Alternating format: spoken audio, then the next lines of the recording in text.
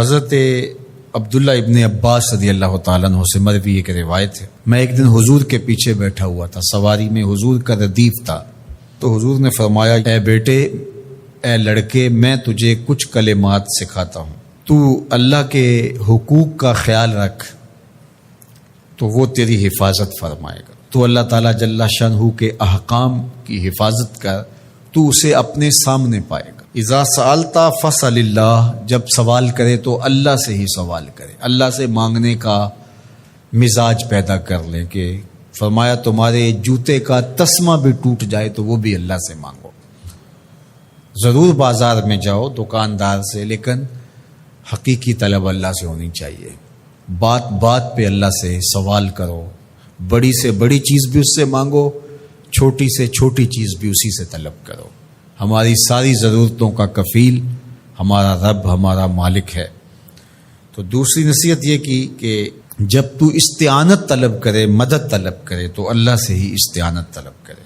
وعلم، اور جان کہ اگر ساری امت، سارے لوگ، پوری قوم جمع ہو کے تمہیں فائدہ پہنچانے کی کوشش میں لگ جائیں تو تمہیں وہی فائدہ پہنچا سکتے ہیں جو تیرے لیے تیرے رب نے لکھا ہے۔ اور فرمایا وَإِنِ اجْتَمَعُوا عَلَىٰ أَن يَضُرُّوكَ بِشَيْءٍ، اور اگر تمہیں نقصان پہنچانے کے درپے ہو جائیں، لَمْ يَضُرُّوكَ إِلَّا بِشَيْءٍ قَدْ كَتَبَهُ اللَّهُ عَلَيْكَ، تو تجھے صرف وہی نقصان پہنچا سکتے ہیں جو اللہ نے تیرے لیے لکھا ہے۔ سارا زمانہ بھی مخالف ہو جائے، تیرا کچھ نہیں بگاڑ سکتا۔ ہاں، تیرے مقدر میں اگر کوئی چیز، کوئی بگاڑ لکھا ہے تو وہ ہوگا، اس کا ذریعہ وہ بن جائیں گے۔ تو اس لیے پھر اسی سے مانگو، اسی سے طلب کرو۔ رفعت الاقلام وجفت الصحف، جو لکھنا تھا اللہ نے لکھ دیا، لکھنے کے بعد قلم اٹھا لیا گیا اور جن صحیفوں پہ لکھا تھا وہ خشک ہو گئے۔ اب کتابیں بند ہیں، تو اس لیے اس نے تیرے لیے جو لکھا ہے وہ ہو کے رہے گا، تو خام خواہ لوگوں سے ڈرنے کی ضرورت نہیں ہے، اور تیرا فائدہ، تیرا نقصان اسی کے دستے قدرت میں ہے، تو اسی سے طلب کر، اسی سے مانگ۔ اور فرمایا تو اللہ تعالیٰ جل شانہ کو رخاء میں، خوشحالی میں یاد کر، یعرفک فی الشدہ، وہ تجھے مشکل میں پہچانے گا۔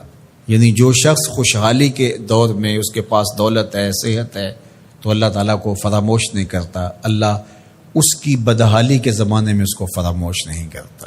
وعلم، اور جان، ان النصر مع الصبر، کہ جو مدد ہے وہ صبر کے ساتھ آتی ہے۔ وان الفرج مع الکرب، اور کشادگی جو ہے وہ مشکل کے ساتھ آتی ہے۔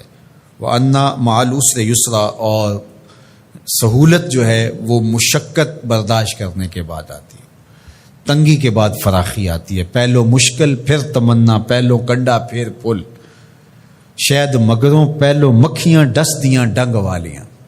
تو یہ سب ہوتا ہے، مشکلات، تکلیفیں، آلام، مصائب، ان سب سے گزر کر کے آسانیاں آتی ہیں۔ خود حضور کی زندگی دیکھ لیجئے، مدنی زندگی مکی زندگی کے گزرنے کے بعد، طائف کے مراحل کو طے کرنے کے بعد آتی۔ تو ہم ڈائریکٹ اگر چاہیں مکی زندگی کو اختیار کیے بغیر اور طائف کی مشکلات اور سنگلاخ راستوں سے گزرے بغیر مدنی برکتیں حاصل کرنا، تو وہ نہیں پا سکتے۔ تو یہ اللہ تعالیٰ نے ایک نظام رکھا ہوا ہے۔